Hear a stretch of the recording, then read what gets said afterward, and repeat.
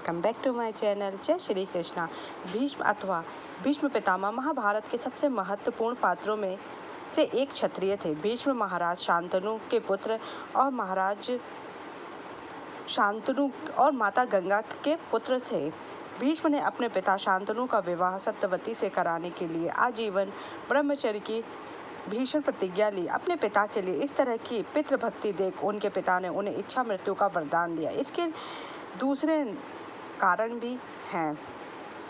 इन्हें अपनी उस भीष्म प्रतिज्ञा के लिए भी सर्वाधिक जाना जाता, जिसके कारण उन्होंने राजा बन सकने के बावजूद आजीवन हस्तिनापुर के सिंहासन के रक्षक की भूमिका निभाई। उन्होंने आजीवन विवाह नहीं किया और ब्रह्मचारी रहे। इसकी प्रतिज्ञा का पालन करते हुए महाभारत में उन्होंने कौरवों की तरफ से युद्ध में भाग लिया।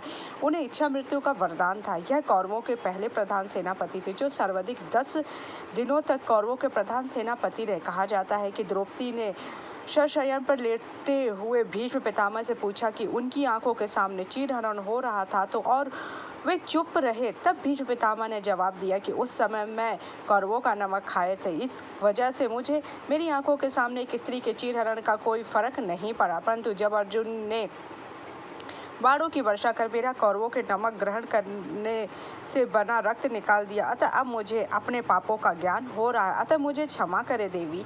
महाभारत युद्ध खत्म होने पर उन्होंने गंगा किनारे इच्छा मृत्यु ली थी। भीष्म के नाम से प्रसिद्ध देवव्रत पूर्व जन्म में एक वसु देवता थे। एक बार कुछ वसु अपनी पत्नियों के साथ मेरु पर्वत पर भ्रमण करने गए।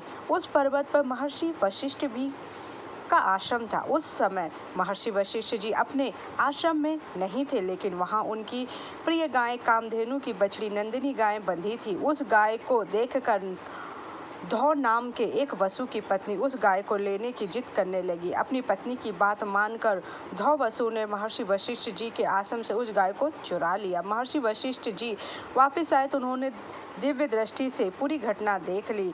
महर्षि वशिष्ठ जी वसुओं के इस कार्य को देखकर बहुत क्रोधित थे और उन्हें वसुओं को श्राप दिया कि उन्हें मनुष्य रूप में पृथ्वी पर जन्म लेना पड़ेगा। इसके बाद सभी वसु वशिष्ठ जी से क्षमा मांगते। इस पर महर्षि वशिष्ठ जी ने बाकी वसुओं को माफ कर दिया और कहा कि जल्द ही मनुष्य जन्म से तुम्हें मुक्ति मिल जाएगी। लेकिन धौ नाम के वसु को उन्होंने लंबे समय संसार में रहना होगा और दुख भोगना पड़ेगा।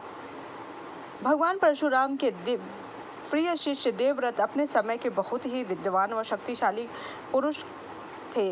महाभारत के अनुसार हर तरह की विद्या पाने और ज्ञान और ब्रह्मचारी देवव्रत को किसी भी तरह के युद्ध में हरा पाना असंभव था, क्योंकि वह बृहस्पति के भी शिष्य। उन्हें संभवतः भगवान शिव और नारायण भी हरा सकते थे, लेकिन परशुराम और भीष्म दोनों के बीच हुई युद्ध में परशुराम जी की हार हुई और दो अति शक्तिशाली योद्धाओं के लड़ने से होने वाले नुकसान को आंकते हुए इसे भगवान शिव द्वारा रोक दिया गया।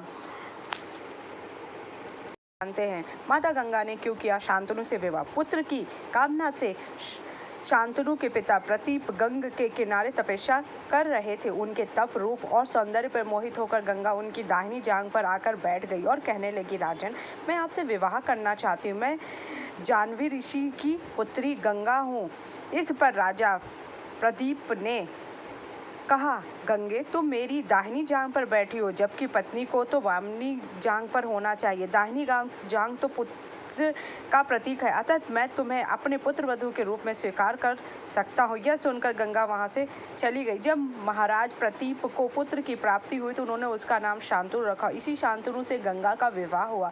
शांतनु ने अपने पिता प्रतीप की आज्ञा से गंगा के पास जाकर उनसे विवाह करने के लिए निवेदन। गंगा ने कहा, राजन, मैं आपके साथ विवाह करने के लिए तैयार, लेकिन आपको वचन देना होगी आप मेरे किसी भी कार्य में हस्तक्षेप नहीं करेंगे। शांतनु ने गंगा को वचन दे कर विदा कर दिया। जब गंगा के गर्भ से महाराज शांतनु को 8 पुत्र हुए, जिनमें से 7 को गंगा ने नदी में जाकर प्रवाहित कर दिया। वचन के बंधे होने के कारण शांतनु कुछ बोलना। जब 8वां पुत्र हुआ और उसे देवी गंगा बहाने के लिए गई तो राजा शांतनु ने से रहा नहीं और उन्होंने इस कार्य को करने से गंगा को रोक दिया। गंगा ने कहा, राजन, आपने अपनी प्रतिज्ञा भंग कर दी है, इसलिए अब मैं आपके पास नहीं रह सकती। इतना कहकर गंगा वहां से चली अंतर्ध्यान हो गई। राजा शांतनु ने अपने पुत्र को पाला पोसा और उसका नाम देवव्रत रखा। देवव्रत के किशोरावस्था में होने पर उसे हस्तिनापुर का युवराज घोषित कर दिया गया। यही देवव्रत आगे चलकर भीष्म कहलाए, क्योंकि माता गंगा ने उन्हें बता दिया था कि अभी इसके पापों का घड़ा भरा नहीं है और इसको इस धरती पर रहना होगा। अगर आपको मेरी जानकारी अच्छी लगी तो मेरे चैनल को लाइक कीजिए, सब्सक्राइब कीजिए, शेयर कीजिए।